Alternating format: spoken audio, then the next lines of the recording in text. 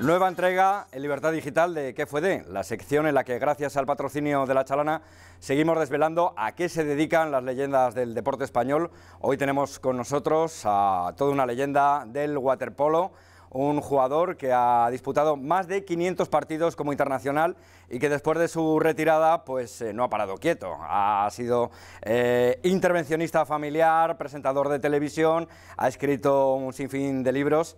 Por supuesto, hablamos de Pedro García Aguado. La primera pregunta, como la sección se llama ¿Qué fue de?, gracias al patrocinio de La Chalana, pues te empiezo preguntando ¿qué fue de Pedro García Aguado? Publiqué un libro que contaba mis anécdotas y mis historias y mi historia de superación, que se titula Mañana lo dejo, y ese libro me abrió la puerta a la televisión. En la televisión hice un programa que pasó a la historia y que, bueno, me va a marcar siempre, y en mi tarjeta yo no sé si ponerlo, soy Pedro García Aguado, el hermano mayor. El hermano mayor. Porque la verdad que fue un antes y un después en televisión, en lo que es la intervención familiar, ¿no? Y poder grabar todos aquellos contenidos que la gente, mucha gente se creía que era mentira, que eran actores, pero decía, ¿cuántos actores buenos tenemos? Porque yo acompañé a 100 familias en ese programa, 7 temporadas. Joder, yo me enfrenté a un programa como hermano mayor que era de altísima tensión. ¿Cómo gestionas, con perdón, no agredir a un chico de esos que te está insultando? ¿Qué tal? Pues con mucho control emocional. ¿Y eso qué me lo dio? Pues las jugadas de tensión en unos Juegos Olímpicos donde tienes que lanzar la pelota, vamos perdiendo, y dices, joder, es que mi valor, mi aportación puede hacer que el equipo gane. Pero hermano mayor a mí me abrió la puerta no solo de la fama, de la popularidad, que eso, la verdad que más o menos ya lo habíamos tenido con el deporte, sino de poder ayudar a mucha gente. Y ir por la calle y que la gente me diga, oye Pedro, me encantó el programa, me encantó tu trabajo, me encanta lo que haces. Y otros que dicen, ven, toca a mi hijo, cúrale. Digo, no, no soy el santojón, no toco a la gente y la curo. Hice otros formatos también que ayudaban a la sociedad. Uno era Cazadores de Trolls, otro fue de Hoy en un Año, ¿no? En Antena 3, en A3 Media. Y bueno, lo que sí que he hecho paralelamente siempre a televisión ha sido pues ayudar en el montaje de centros terapéuticos. Yo mismo tengo un centro terapéutico en Barcelona, el Centro Tempus, donde ayudamos de forma ambulatoria a personas que tienen trastornos adictivos. Y luego, por toda la experiencia vivida y por todo lo aprendido, ¿no? Pues asesoro en el montaje de unidades de atención a las adicciones, ¿no? Ya sean residenciales o ambulatorias. Estoy colaborando ahora hace 5 años en uno que se llama Instituto NOA en Sevilla y ahora dentro de poco en Toledo en un centro que se llamará Complejo Terapéutico Vitanoma. Todo pues enfocado a las adicciones. Sigo aprendiendo de muchas cosas, llevo mis cursitos de educador parental, tengo un título de experto en violencia filoparental por la Universidad Pablo de Olavide, pero lo he tenido que hacer después porque en aquel momento, yo se lo digo a los deportistas ahora, no te apuntes en una carrera de 10 asignaturas. A director general de Juventud, que soy Pedro el Breve, ¿sabes? Fui Pedro el Breve porque duró 6 meses, ¿no? La verdad que fue una experiencia interesante, te lo digo porque es lo último así más reconocible, ¿no? Fue una experiencia interesante, pero por circunstancias no podía compaginarlo con otras áreas de mi vida. Isabel Díaz Ayuso, sí. Para mí fue un cargo que no me esperaba, ¿eh? Yo creí que me iba a contratar para hacer talleres para familias y tal, que fue lo que hablé con ella. Y cuando me nombra, joder, me sentí muy orgulloso. Lo que pasa es que luego una vez dentro las cosas son diferentes, ¿no? Y claro, yo tenía una vida paralela, conferencias, los centros, demás. Me leí muy bien la ley de incompatibilidades, pero resulta que, bueno, pues la oposición en aquel momento estaba utilizando esas áreas paralelas que tenía yo de conferencias y demás, pues para sacar titulares, para hacer daño a la presidenta. Un periodista de Radio Madrid se le ocurre poner un titular que mi centro engaña a las familias porque ha hecho una llamada al centro, le han ofrecido una terapia conmigo cuando yo ya no daba terapias. Fue muy duro porque me estaba gustando mucho lo de estar en la Comunidad de Madrid ayudando. Tomé la decisión un mes antes de la pandemia, ¿sabes? Yo me creía Fernando Simón, que dijo que íbamos a tener un contagio 2, ¿sabes? Y dije, bueno, pues sigo con mis conferencias. Pues coño, no tuve ni dirección ni conferencias. Porque claro, nos encerraron a todos y me quedé sin ingresos todo ese año, de facturación. Me hizo un agujero grande a mí la pandemia. Me va más la fiesta que un tonto en chupachús. Entonces yo salgo por las noches, me llaman y no encuentro la hora de volver a casa. Yo lo comentaba así, con este desparpajo, ¿eh? Eso, me recuperé de mi adicción en el año 2006, ingresé en un centro terapéutico en el año 2003, justo acabé mi carrera, ingresé en ese centro terapéutico, me formé como terapeuta, como monitor para acompañar a personas con trastornos adictivos y de eso pues ya han pasado 20 años. Y mi madre, desde Madrid, se da cuenta y ella empieza a ver, el niño no está bien, habla con mi padre. Yo, ya se le pasará, no te preocupes, es cosa de joven y tal. Mi madre en el año 2000 se viene a vivir a Barcelona. Cierra su casa de Madrid y se viene a Barcelona. Digo, ¿qué haces aquí, mamá? No, hijo, porque en Madrid no tengo nada. Mi madre muy lista. A mi madre venía, pues sabía que tarde o temprano yo pediría ayuda. No soy con hermano mayor y me quedé 6 meses cuidando a mi madre. Mi hermana y yo nos turnábamos en el hospital, ella por la mañana, yo por la tarde. Y además falleció en mis brazos. eligió el turno de tarde para fallecer. Cuando estaba en paliativos ya, claro, estaba yo allí y en mis brazos. Entonces para mí fue una de las mejores decisiones que tomé. Sí, perdí el programa, pero acompañé a mi madre en sus últimos momentos y nos pusimos en paz. Yo le pedí perdón por todo lo injusto que había sido y me dijo la mejor frase que me podía decir y que yo le digo a los padres para que no se culpen y a las madres. Me dijo: hijo, lo he hecho lo mejor que he sabido. Es que la adicción tiene una cosa que se instaura en la persona, pero hay un silencio clínico. Eso significa que tú puedes hacer cosas buenísimas en tu vida y no tienes aparentemente desastres, pero el consumo siempre va a estar ahí. Y llega un momento que aparecen los desastres. Tu necesidad de consumo, que eso es lo que diferencia a una persona que no es adicta de otra, el que no es adicto consume lúdicamente y no tiene necesidad de consumir, al que tiene necesidad de consumir. Cuando tú instauras la necesidad de consumir, llega un momento en que es más creciente, ¿no?, esa necesidad de consumo. Yo soy lo que soy en estos 20 años gracias a los otros 20 que pasé como deportista profesional. O sea, esos aprendizajes que no están en los libros, ¿no?, esos aprendizajes que de forma automática tú vas incorporando a tu vida en la gestión de la adversidad, en saber trabajar en equipo, en la gestión de la frustración y superar pues que las cosas no vayan siempre como tú quieres, ¿no?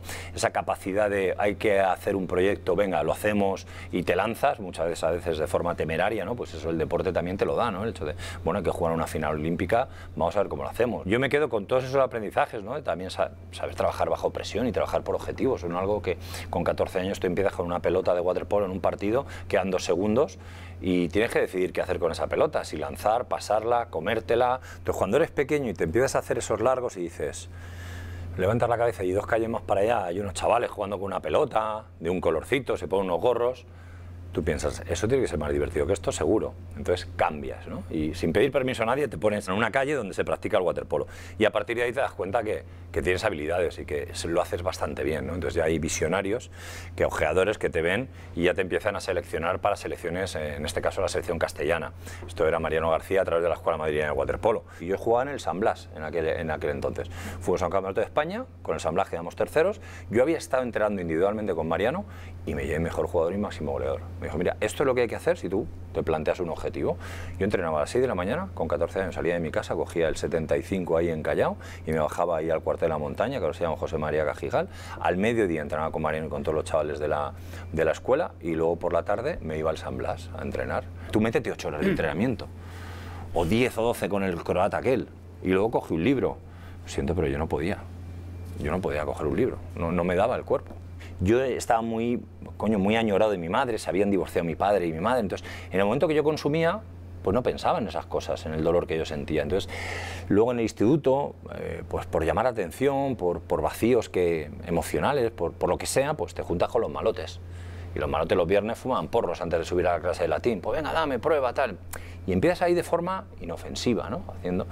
Y sin conciencia de riesgo. Mariano era un tío especial, ¿eh? Y bueno, es un tío especial, ¿eh? Yo sigo en contacto con él y además tengo proyectos con él de abrir escuelas de waterpolo en los colegios para no perder eso. Y con Mariano García fue el que fue capaz de enfrentarse a ese estatus, ¿no? Y decir, oye, pues yo tengo unos jugadores aquí, Miki Oca, Jesús Royán, Mariano Moya, Alfredo Gómez, que fueron los primeros, me acuerdo, Salvador Gómez, luego vinieron otra generación, ¿no? Como Iván Moro, Dani Moro, Sánchez Toril, maravillosa, ¿no? La generación, y todos, quien más que menos pasó por las manos de Mariano, ¿no? Un tío especial, porque nos motivaba de una forma especial también, no diré las burradas que nos decía, pero nos metió ese gen competitivo, es decir, oye, creeros que podéis llegar al... Pero claro, entrena. Parece ser que a partir de ahí empezamos a ser buenos y a ganar, pero nosotros ya veníamos apuntando maneras, ¿eh? Y Mariano y Toni Steyer fueron los realmente pioneros de esa generación. ¿Se acuerda más la gente del 92 cuando el equipo se montó en el 88, para los jugadores de Seúl en el 88? ¿Eh? Y el equipo nace ahí, cuando hay un cambio generacional. Jugadores nacidos en Cataluña eran los que formaban la selección española de waterpolo. Yo no sé qué pensaría Puigdemont de eso ahora, pero eran todos nacidos en Cataluña. Y hubo esa incursión de jugadores madrileños, Jesús Royán, Salvador Gómez y en este caso me metí yo en el titular, más Mariano Moya, que era el portero suplente, pues nos metimos ahí a la selección y eso ya empezó a oler a éxito, pero vino después. Nosotros éramos muy vistos en esos Juegos Olímpicos. ¿Por qué? porque dábamos mucho espectáculo, porque el waterpolo es un espectáculo, el buen waterpolo es un espectáculo. El mal waterpolo, evidentemente, un equipo le gana de 10, 12 goles, es bastante aburrido, ¿no? Como podría ser el fútbol. Entonces, a la gente que no entiende el waterpolo le puede parecer aburrido, pero es uno de los deportes que tiene muchísima incertidumbre en el resultado. Esos jóvenes triunfadores, ¿no? que sin ser un deporte mayoritario, cuando participábamos había mucha gente viéndonos, ¿no? Yo me acuerdo que en Barcelona 92 mucha gente nos conocía, pero luego en el 96 nos conocía aún más gente. Además los Juegos Olímpicos se retransmitían por la noche, de madrugada, y había más gente viéndonos. Yo no sé por qué, no sé si la gente de la noche nos conocía más, qué cosas, ¿no? Y éramos un equipo muy popular, éramos un equipo que cuando salíamos a la calle la gente nos conocía. Y yo creo que fue eso también, las historias que teníamos luego fuera del agua, ¿no? Jesús con la infanta, no sé qué, todas esas cosas que salieron, ¿no? Éramos un equipo y un entrenador lo dijo. Dice, sois unos tíos que os metéis en el agua y lo dais todo, pero es que sois un equipo muy divertido. Y eso yo creo que fue lo que nos hizo llegar durante, creo que fueron 10 años. 10 años estar en todos los cajones, en todos los podiums de todos los torneos internacionales. Los más torpes utilizan el juego sucio. Son herramientas que, claro, el árbitro no ve lo que pasa debajo del agua. Claro. El árbitro solo ve lo que ve, el pitas lo que ve en la superficie. Entonces, debajo del agua había una herramienta que tenían los húngaros, te metían el dedo gordo del pie a nuestro jugador de boya, Jordi Sans, de espaldas por el bañador y le bajaban con la pierna, entonces subían los brazos. Y el árbitro decía, si no te está haciendo nada, y Jordi se estaba ahogando. Para mí Jesús fue una relación, bueno, pues casi de hermanos, muy hermanos. Y sin darnos cuenta, que eso también, una película que han estrenado, se llama 42 segundos, narra un poco, hay unas diferencias con Manel Estiarte y tal. Manel Estiarte, al cual nosotros criticábamos mucho al principio, luego realmente fue el hermano mayor. Este sí que fue el hermano mayor, porque supo acoplarse. Y se lo dijo un jugador, que eso yo no lo sabía, en la película sale, él decía, oh, estos madrileños se tienen que acoplar, ¿no? Y un compañero suyo, no sé si fue Jordi Payalo, y le dijo, mira Manel, quizá que nos acoplemos nosotros a ellos, porque ellos vienen aquí a dar unas cosas que nosotros no tenemos, ¿no? O sea, que eso fue, ese ensamblaje de esas formas diferentes de entender el waterpolo, fue difícil en principio, pero hubo mucha parte de ceder por parte, en este caso, de Manel, que era el capitán que llevaba toda la vida allí, ¿no? Mariano era muy bueno, porque nosotros, claro, España es que siempre quedaba quinto, sexto, séptimo, ¿no? Quedar ahí entre los primeros. Y me acuerdo que en un torneo íbamos ganando a Rusia en la última parte y Mariano en el banquillo, oye, sacar una cámara de fotos. ¿Qué pasa, Mariano? ¿Por qué ahora que estamos en el partido? Sacar una cámara de fotos, echar una foto ahí al marcador, que esto no se va a volver a repetir, vamos ganando de 1, chavales. Imagínate que tu entrenador te motive de esa manera, ¿no? Era esa picardía, esa alegría, ¿no? que nos inculcaron, que yo creo que hizo que llegásemos a lo más alto. Eso sí, y este es el mensaje, con muchísimo esfuerzo. Y eso nosotros llegamos a la final de los Juegos Olímpicos del 96 gracias a Salvador Gómez, que dejó su ego para poder ayudar a Manel Estiarte, que le estaban metiendo esos jugadores tan grandes, al que era bajito, en la boya, para pasar la pelota y que se giraran rápidamente. Si Salvador Gómez no hubiera dejado a su atacante y bajar a ayudar a Manel, con el cual hacía un año que no se hablaba, nuestro equipo no hubiera llegado a esa final. Vamos a luchar contra la adversidad. Somos españolitos y nosotros vamos a estar peor mirados que otros por nuestro carácter, por nuestra historia. Y al principio éramos muy divertidos para todos los equipos hasta que dejamos de serlo, hasta que empezamos a ganarles. Y entonces ya España no eran tan graciosos. A partir del 98 yo me divorcio, mi hija tiene 9 meses y yo me voy de casa. Ya estoy, como dice, la cabeza volado, ¿no? Entonces establezco una relación con una persona del mundo de la noche de Barcelona, tengo otra hija, ya las cosas se hacen sin sentido.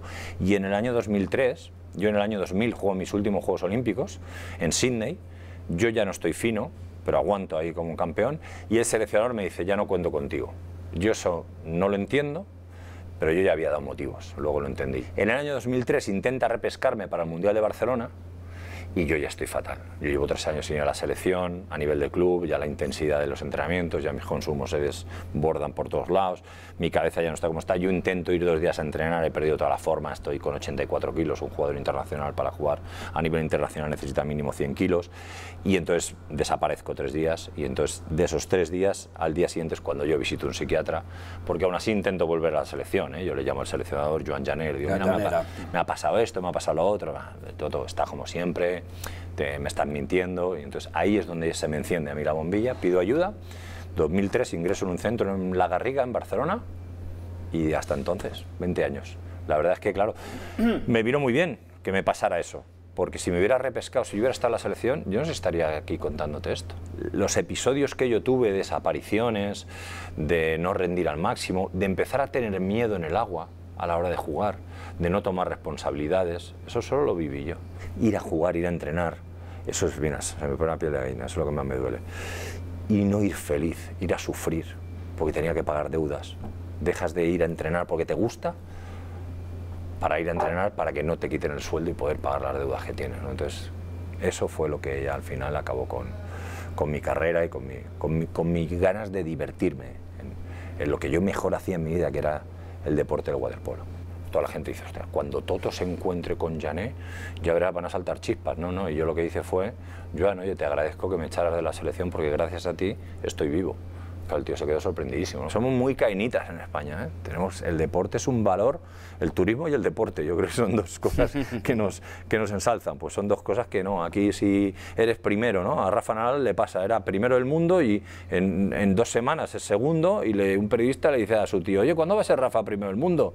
Mira, el periodista dijo, es que es segundo del mundo de tenis, ¿cuándo lo has sido tú? Y el deporte me llevó todos los aprendizajes para la vida. Cualquier persona que quiera apuntar a su hijo en deporte, sea cual sea, si es el waterpolo, mejor, porque va a aprender muchísimas disciplinas, muchísimo de aprendizaje de cultura del esfuerzo, porque ahora sabemos que está eso de la cultura del esfuerzo un poquito de capa caída, ¿no? De capa caída. Una coach me dijo, mira, tú llevas desde los 12 años jugando en un equipo. Eso hay mucha gente que no sabe jugar en equipo. Llevas desde los 14 años tomando decisiones bajo presión, analizando situaciones, ejecutando una decisión que tiene un resultado que puede ser bueno, negativo o positivo, haciéndote responsable de ese resultado, desde que tienes 14 años.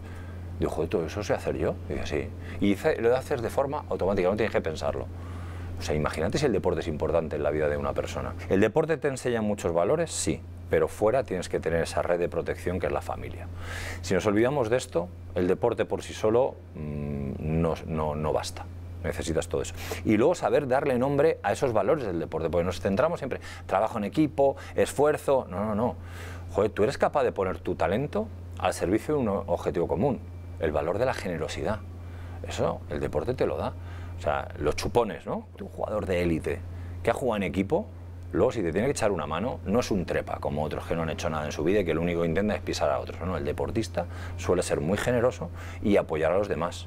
Incluso a veces sacrificando su propio bienestar, ¿no? Pero con unos contratos de servicios, no sé ni qué tipo de contratos firmamos, entonces ahí no había IRPF que nos retuvieran, que no sé qué, pero sí que pagamos impuestos, pero no cotizaba nadie por nosotros. Entonces, claro, visto lo visto, yo ahora tengo 54 años, empecé a cotizar en el 2006, llevo 17 años cotizado, que tengo que trabajar hasta los 80 para tener el 100% de la pensión, hasta los 84, entonces yo creo que sería de justicia que alguien retrospectivamente nos reconociera esos años, que estuvimos nosotros trabajando.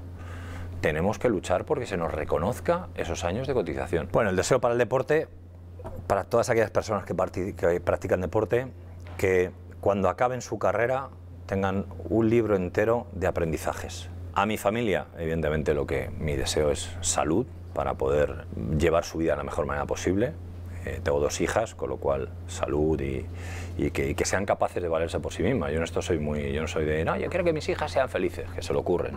Que de una vez por todas, ¿no?, tengamos ese gran país, ¿no?, de personas que son capaces de llamar a las cosas por su nombre, ¿sabes? Y de no blanquear ciertas cosas, de dejar de jugar con el lenguaje para poner en sitios a personas que no deben estar y que nunca deberían estar, de que todo delincuente pague su pena como tiene que pagarla, como hacemos todos los demás, ¿no? Si nos equivocamos, pues pagamos las consecuencias, ¿no? Y eso es un tema educativo que últimamente no se lleva muy a cabo, tus actos tienen consecuencias, aquí parece que tus actos no tienen consecuencias, depende de quién seas, ¿no? Pues que sea un país más coherente, ¿no?, en esto, y que realmente, oye, podamos ser una potencia mundial como lo fuimos en su día, pero que sepamos protegernos. Cuando seamos una potencia mundial, que sepamos protegernos.